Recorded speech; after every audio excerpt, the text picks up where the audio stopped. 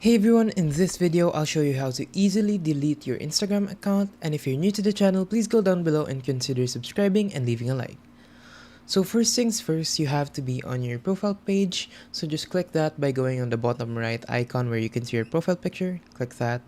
And then once you're here, click the hamburger icon, which is the three horizontal lines on the top right. And then once you're here, click on settings and privacy.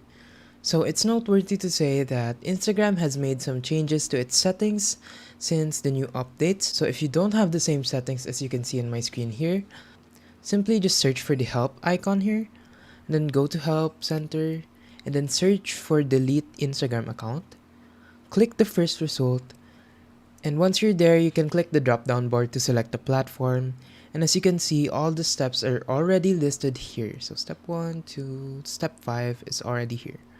So just follow those in order to delete your Instagram account. Okay, but if you do have the same settings as me, so just go back to your settings and click on Account Center right here. And then click on Personal Details right below Accounts. Click on Account Ownership and Control.